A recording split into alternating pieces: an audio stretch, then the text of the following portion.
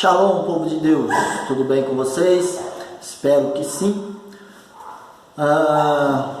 Dando sequência ao conteúdo proposto nos vídeos subsequentes aí, a gente pode se perguntar: você falou sobre teologia da libertação, mas o que a teologia da libertação tem a ver comigo, especificamente?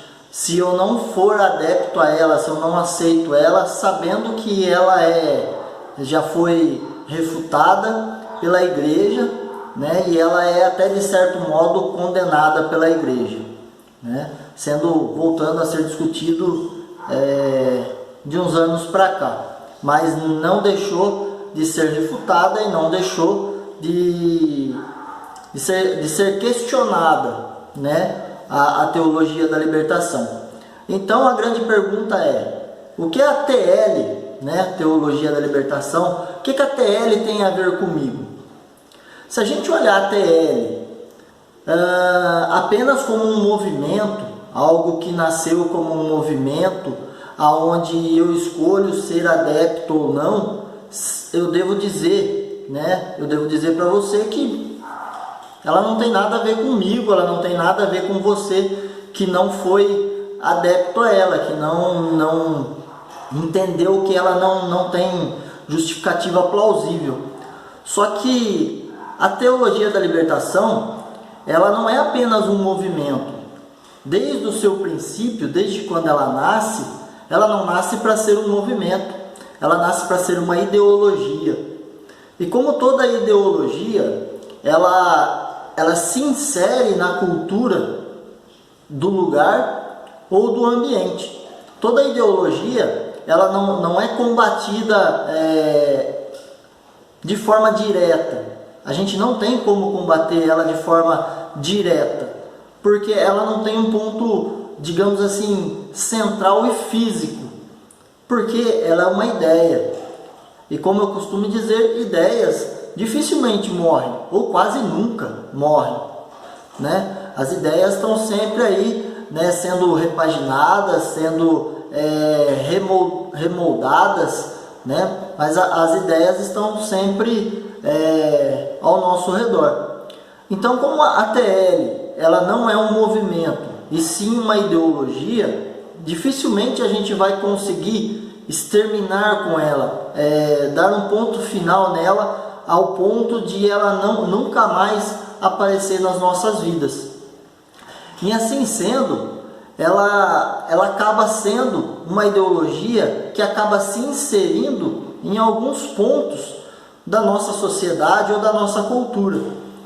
No nosso caso, a teologia ela está muito enraizada na Igreja Católica. A Igreja Católica ela absorveu muito da teologia da libertação enquanto ela não foi refutada, enquanto ela não foi dada como quase que herética.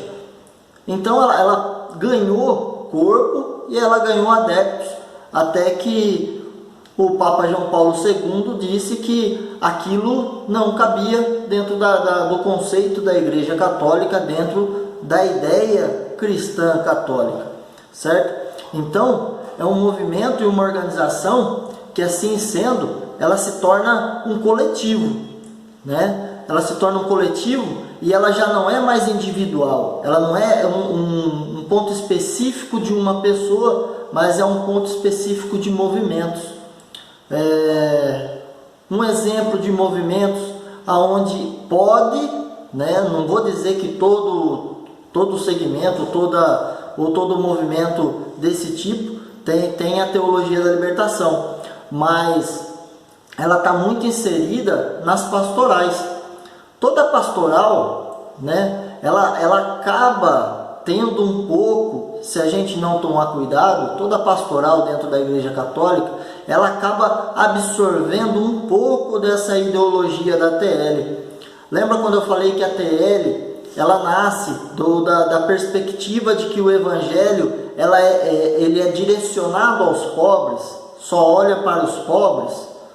Então toda pastoral ela tem essa visão de só enxergar o pobre como um indivíduo sem posses. Ela não enxerga que o pobre pode ser um cidadão que precisa de Deus, ele é pobre de espírito, ele precisa de Deus, ele precisa de um acalento, ele precisa de um acolhimento para se aproximar de Deus. Eu acredito, nós acreditamos que o Evangelho ele é para abraçar as pessoas independente das suas posses, da sua condição econômica e financeira, né? Então as pastorais às vezes acabam tendendo um pouco às minorias, digamos assim, as minorias desprivilegiadas. Então a TL ela acaba se enraizando dentro desses movimentos. E isso acaba tangindo as pessoas que participam dessas pastorais, né? A TL ela está envolvida na pastoral, ou seja, ela é coletivo, e ela acaba inserindo algumas pinceladas dentro da gente como cidadão individual. Irremediavelmente a gente acaba a tender a ter certos pensamentos de olhar apenas as minorias, olhar apenas ao pobre na questão econômica e financeira.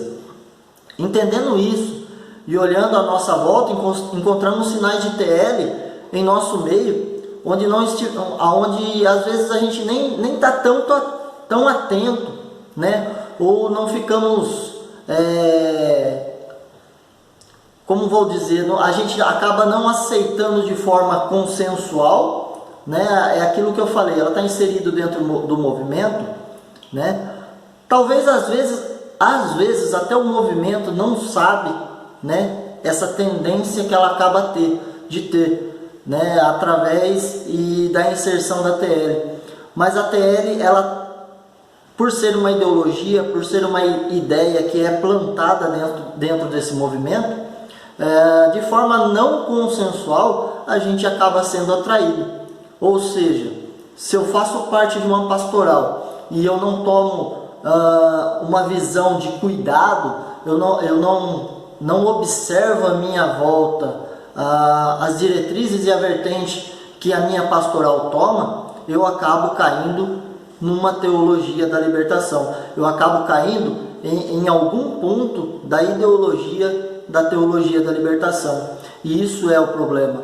Esse é o problema porque às vezes a gente acaba até defendendo a TL sem saber que a gente defende, né? Vou citar um organismo ou uma organização que serve muito bem como exemplo, né? Eu citei as pastorais, mas agora um movimento, um organismo que tem muito enraizado a TL e às vezes muita gente não percebe e até mesmo defende, é a CNBB.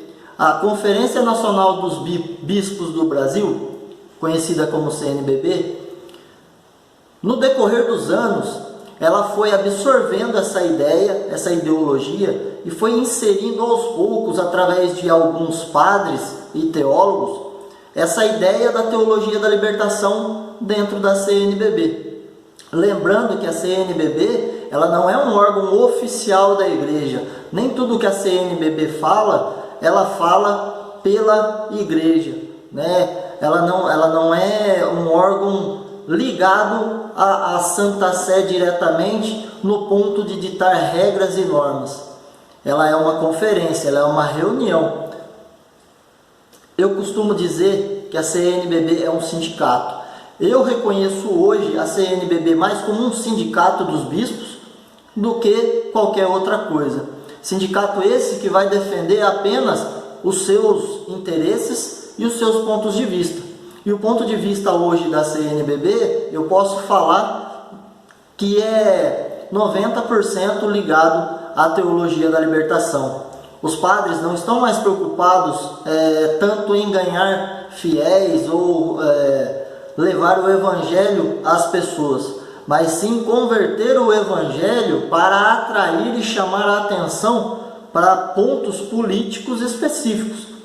Políticos não necessariamente governamentais, mas políticos dentro da própria CNBB. CNBB é essa que tem lá o seu presidente, os seus secretários e assim por diante.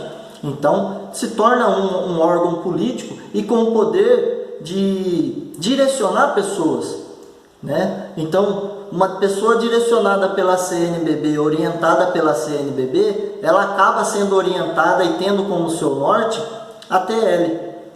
Eu particularmente posso dizer, não aceito nada, praticamente nada do que a CNBB coloca como normas ou regras, né? Muita gente acha que estou errado e muita gente já reconhece que esse pensamento é correto. A CNBB já não é um órgão que representa a igreja, não representa mais a vontade dos fiéis e não representa também a vontade de muitos dos nossos sacerdotes. Não é assim que os nossos sacerdotes querem pensar, mas os bispos levam eles a esse tipo de atitude, a esse tipo de procedimento. Não que não existam sacerdotes que já aderiram a essa ideia e acreditem que ela é de verdade. Ela é uma verdade. Mas esses sacerdotes, tem muitos sacerdotes que refutam também a ideia da teologia da libertação e tentam de todo modo, ou dentro daquilo que é possível, refutar e rebater a teologia da libertação. Voltando à nossa pergunta, né, para finalizar, o que eu tenho a ver com a teologia da libertação? Justamente porque a teologia da libertação, ela coloca a gente à mercê da sua ideologia. Porque toda vez que a gente vai numa missa, toda vez que a gente vai num encontro pastoral, toda vez que a gente vai num retiro, a gente acaba, de certo modo, sendo atingido por essa teologia da libertação, que de toda forma e de todo modo quer fazer com que a gente acredite de que existe um povo que está abaixo de nós e a gente tem que ir lá e resgatar esse povo. Ninguém está abaixo de nós, todos nós estamos no mesmo nível. O que a gente tem que fazer muitas das vezes é acolher as pessoas com dignidade e equidade, né? Trazendo as pessoas para o nosso nível de igualdade. Talvez aquilo que é bom para mim pode não ser bom para outra pessoa. O evangelho não é um evangelho de imposição, mas um evangelho de testemunho, né? De convicção. Eu me convenço do evangelho e, sendo convencido do evangelho, eu dou testemunho e o meu testemunho atrai as pessoas. Eu não preciso atrair as pessoas por migalhas, né? Eu não preciso atrair as pessoas porque eu tenho uma pastoral que ajuda a criança, eu tenho uma pastoral que dá cesta básica, eu tenho uma pastoral que ajuda de certo modo. Isso tem que ser secundário, isso tem que vir em segundo plano. E a CNBB hoje, volto a dizer, não é um exemplo do que é pregar o evangelho, do que é levar o evangelho às outras pessoas.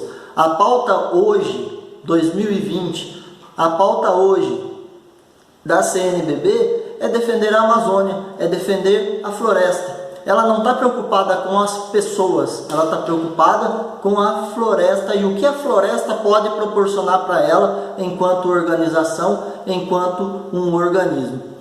Para o vídeo não ficar longo, termino por aqui, a gente continua com esse assunto, mas fique atento, se o seu padre